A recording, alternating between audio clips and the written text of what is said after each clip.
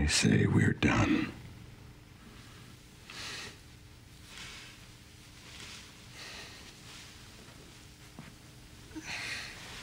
Bon, ça c'est pour Kompany qui a fait aujourd'hui un bon match, mais aussi Kompany qui a appliqué ce que je disais dans ma dernière vidéo en termes de tactique, mais aussi en termes défensifs.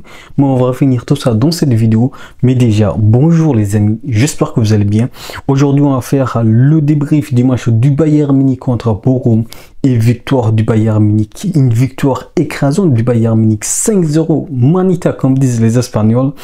Mais les gars, je vous dis la vérité. Aujourd'hui, ce qu'on a vu, c'est que le Bayern Munich jouait autrement, notamment en défense, parce qu'on a vu un Bayern qui était plus prudent, même si on affrontait face à une équipe qui était à la dernière du classement en Bundesliga.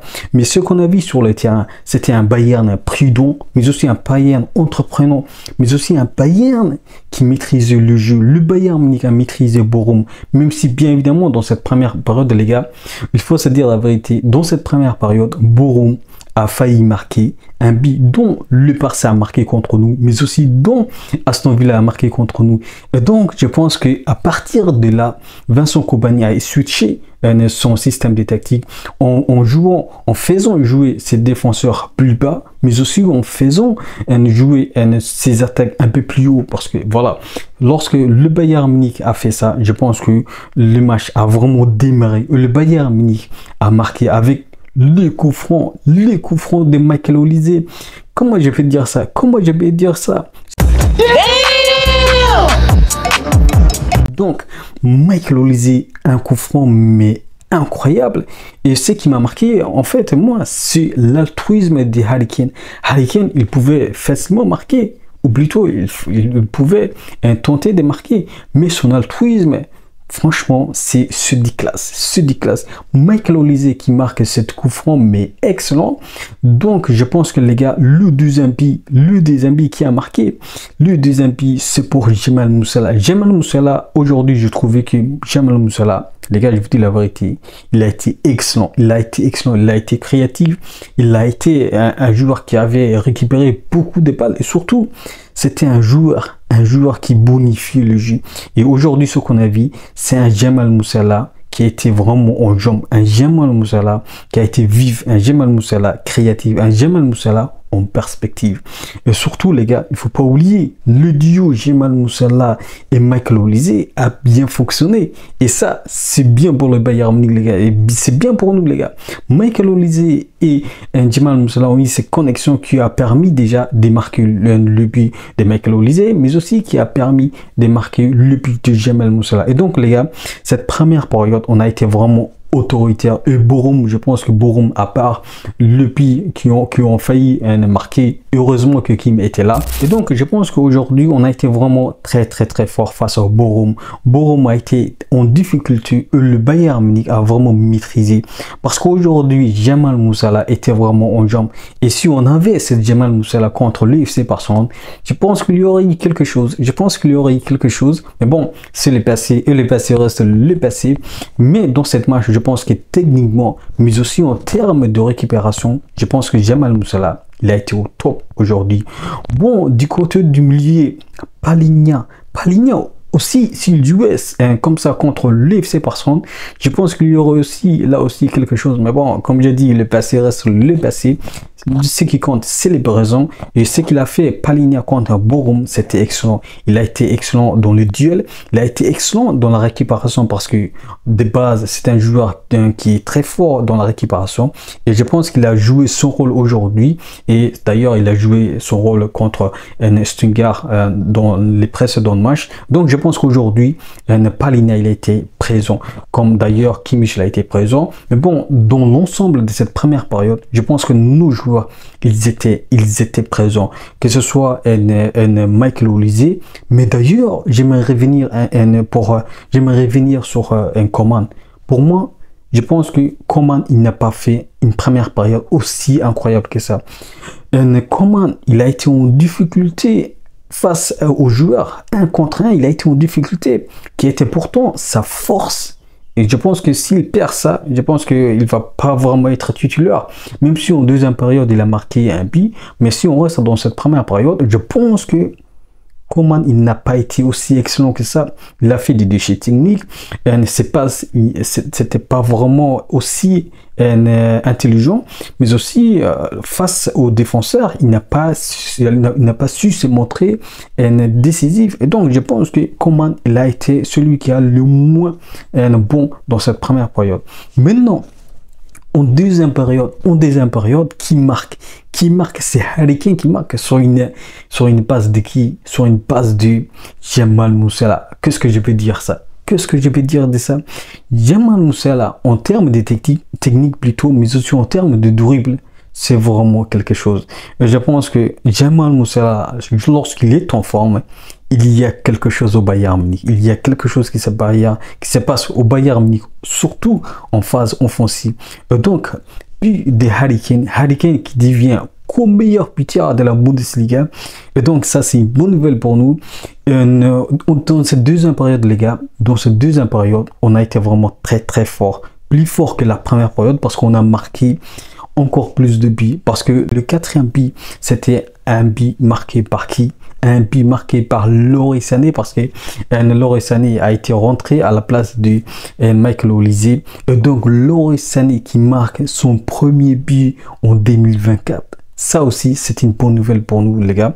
Donc, les gars, je pense que le seul fautif dans cette première période, mais aussi, même si la deuxième période, Coman a marqué. Mais bon, les gars, je voulais vraiment que Mathys Tel joue à la place de Coman. Mais bon, ce qui a permis à Coman de marquer le 5e but du Bayern Munich. Un but, mais excellent. Un but excellent. Mais bon, ça prouve que le Bayern Munich est vraiment, vraiment en forme. Même si, bien évidemment, les gars, il faut se dire la vérité.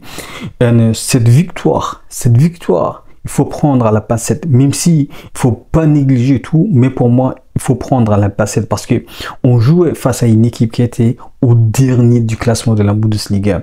Et donc, je pense que pour moi, il faut attendre face à une grande équipe, qui t'a fait vraiment mal. Ce qui a été l'exemple du Barça, mais aussi ce qui a été l'exemple d'Aston Villa. Et donc, il faut attendre face à une grande équipe pour voir si le Bayern Munich a vraiment changé et si le Bayern Munich a pris des leçons face à cette défaite contre le Barça, mais aussi face à Aston Villa. Et donc, je pense qu'il faut attendre et qu'il faut prendre cette victoire avec des bassettes. Donc, l'autre joueur que je voulais voir, les gars, c'était le jeune Aznou, le Marocain. Je voulais vraiment qu'il joue parce que aujourd'hui, face à Boron, il y avait vraiment une possibilité pour qu'il obtienne un temps de jeu suffisant. Voilà. Mais bon, Kompany a choisi de ne pas faire jouer Aznou. Mais bon, l'autre bonne nouvelle, les gars, c'est l'entrée de Goretzka. Goretzka qui joue au milieu. Et je pense que, les gars, Kompany, il a compris. Il faut pas mettre un Goretzka en défense parce que c'est illogique, les gars. C'est illogique. Et c'est pour ça que je ne comprenais pas pourquoi Kompany faisait jouer Goretzka en défense. Et donc, aujourd'hui, ce qu'on a vu, c'est que Kompany a préféré que Goretzka joue au milieu, son poste préférentiel. Et donc, ce qu'on a vu concernant Goretzka, c'est qu'il a fait un bon match, les gars. Un bon match.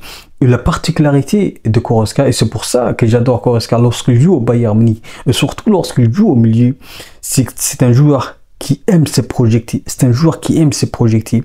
Et sur certaines actions, il était déjà à la surface de l'adversaire. Et ça, c'est vraiment une qualité mais exceptionnelle que j'adore chez Goretzka. Et donc, je pense que, les gars, si Goretzka joue dans les prochains matchs au milieu, ça va faire vraiment du bien au Bayern Munich, mais aussi ça va faire bien pour le joueur, parce que mentalement, psychologiquement, il sera vraiment fort. Parce que lorsque Kompany met à la fois sur le banc, mais aussi lorsque Kompany met en défense, ça n'arrange pas psychologiquement pour Goretzka. Mais bon, aujourd'hui, ce qu'on a vu, c'était un Goretzka qui a été vraiment entreprenant, un Goretzka qui a été, comme d'habitude, très intéressant dans la récupération de balles. Et surtout, on a vu un Goretzka qui s'est projeté. et qui voulait marquer d'ailleurs. Il a failli marquer. Et donc, je pense que ça, c'est une qualité qu'on ne peut pas enlever chez Goretzka. Et donc, j'espère vraiment que Kompany va faire jouer Goretzka au milieu parce que Palhinha et le temps que Pavlovic revient, je pense que Goretzka, il sera très intéressant. Et donc, je pense qu'il faut que Goretzka profite de ce temps de jeu que Kompany lui accorde pendant l'absence de Pavlovic. Voilà, les gars.